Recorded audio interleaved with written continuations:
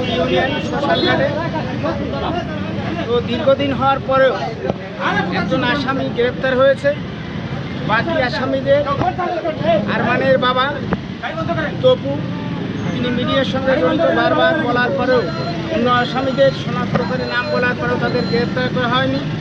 তার প্রতিবাদে আজ টুঙ্গিপাড়া উপজেলা, গোপালগঞ্জ জেলার সমস্ত মিডিয়াকর্মী এবং আরমান ছিল শ্রমিক ইউনিয়নের সদস্য, সে অটো চালাইতো, সেই অটো শ্রমিকরা সবাই একত্রিত হয়েছে তার হত্যার প্রতিবাদে, সুষ্ঠু বিচার পাওয়ার প্রতিবাদে এবং আসামিদের অতি বিলম্বে গ্রেপ্তার করার জন্য আজকের এই মানববন্ধন থেকে উদাত্ত আহ্বান জানাচ্ছি।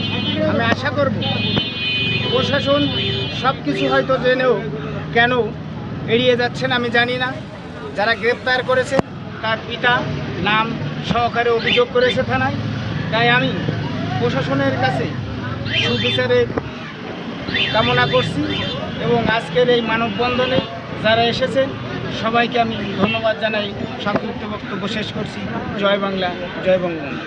এখন সংগ্রামী সভাপতি, গোপালগঞ্জ প্রেস ক্লাবের সংগ্রামী সভাপতি জুবাইর আহমেদ তার বক্তব্য কিছু বলবেন।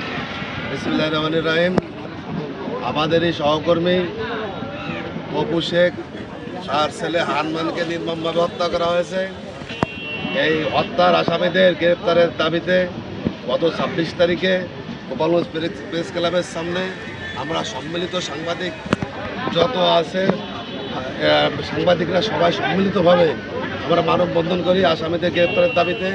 কিন্তু এই পর্যন্ত আজকে 5 তারিখ এই পর্যন্ত একজন আসামি ছাড়া দ্বিতীয় কোনো আসামি পুলিশ গ্রেপ্তার করতে পারে নাই। তাই আগামী কুরবানির ভিতরে, কুরবানির আগে যদি 17 তারিখে সম্ভবত কুরবানি আছে, কুরবানির ভিতরে যদি এই আরমান হত্যার আসামিদের গ্রেপ্তার করা না হয় তাহলে কুরবানির 3 দিন পরে একই জায়গায় এই আসামিদের গ্রেপ্তারের দাবিতে মানববন্ধন অনুষ্ঠিত হবে। আমাদের এই আন্দোলন অব্যাহত থাকবে। খুদা হাফেজ।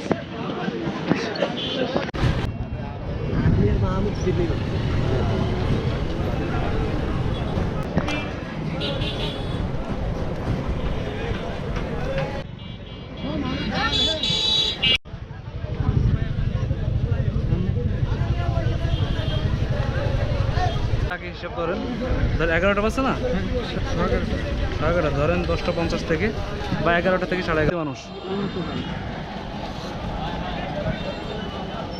বাবা আমি সামনে দিয়ে যাচ্ছি।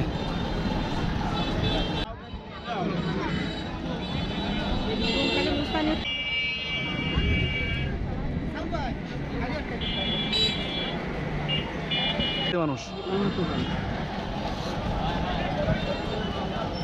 বাবা আমি সামনে দিয়ে যাচ্ছি।